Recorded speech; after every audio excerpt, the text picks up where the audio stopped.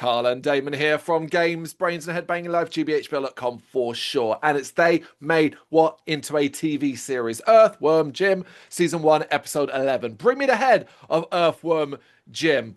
Spoilers, no heads of Jim will be given over, as per usual, but, we know that by now. Yeah. It's the madness. We don't worry about the journey here. The end result. It's the journey we're on. As Queen slug for a butt as Jim and Peter in cocoons and is trying to squeeze into his suit. How will they get out of this one? By transforming into butterflies, basically. Which, because they're in a cocoon, they transform the butterflies. I mean, the mad thing about that is it makes no sense. But also, in a very basic way, we picture and think of things in cocoons. It makes sense, I guess.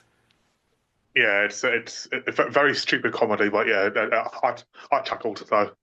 Yeah, we chuckle. Always chuckle at Jim. As at the Fraternal Order of Space Villains, Professor Monkey for a Head and Psycho are talking about how hard it is to be villains and some of their victories, which, as we look around, includes them having the head of Jim. And it's like, wait, what? They've won? Apparently they have.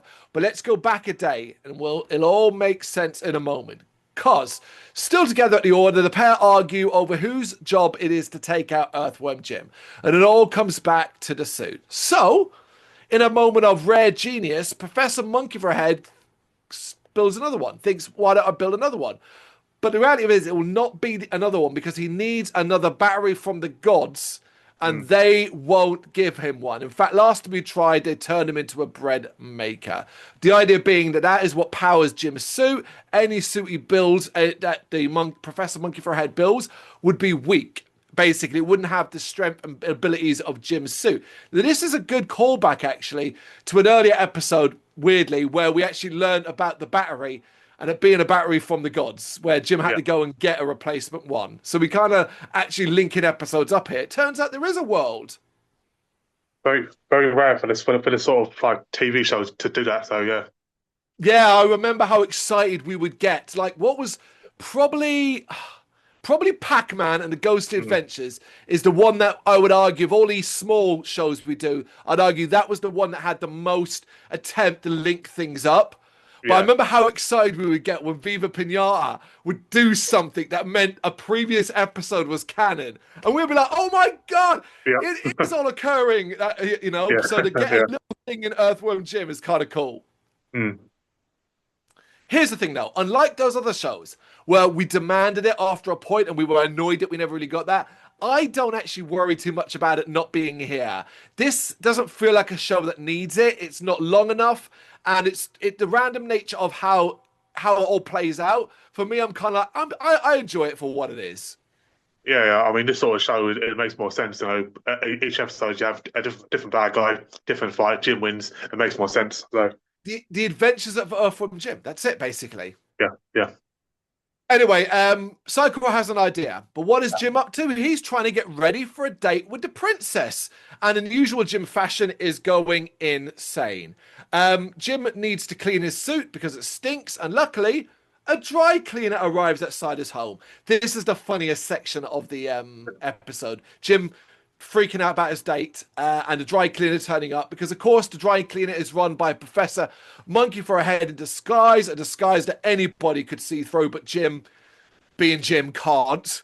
And unsurprisingly, he offers to clean the suit for him and swaps it out for the weak one. Jim has his suit back, but he doesn't know it's a weak duplicate, and now Psycho has the suit. But forget all of that.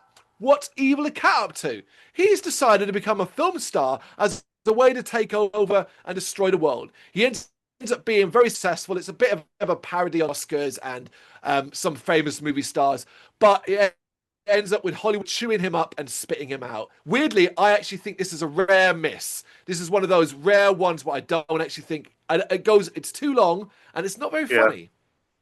Yeah, so this one could have been avoided, I think, yeah.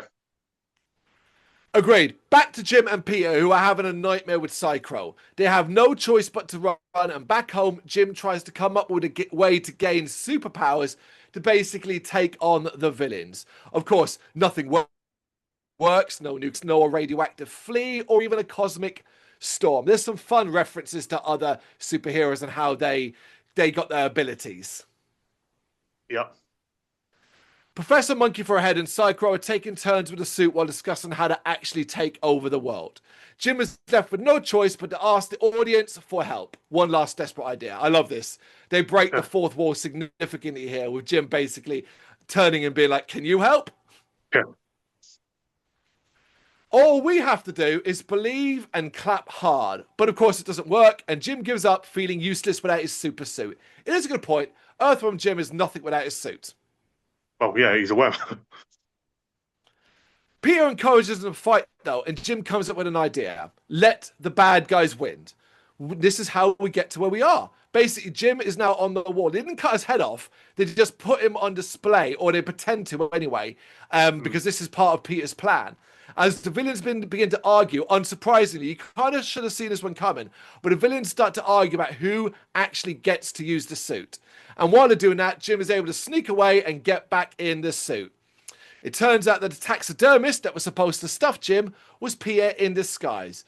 And the villains are defeated and Jim goes on his day. Except we quickly find out, according to the princess, it's really not a date. Now, this is actually going to come back in a different episode to kind of explain the princess's misunderstanding here. You kind of think it's just Jim, but it's actually the princess more than anything else. But either way, it's a fun ending that they're going to kind of play around more within the next in a future episode. I enjoyed this one though. Yeah, I think the ending was very clever.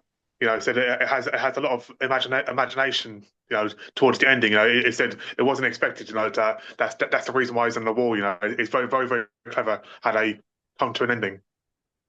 Agreed. It's a good episode. It's a fun episode. It's another good Earthworm Jim episode. Episode 11 of Season 1, Bring Me the Head with Earthworm Jim. You got any thoughts on this you want to share? Let me know in the comments. Thank you very much for watching. If you've enjoyed what you've seen, please consider hitting that like and subscribe button. It does help us out. You can find us at gbhbl.com and across all social media platforms. And if you really want to give us a bit of extra support, please consider buying us a cup of coffee over on our coffee page. Thank you.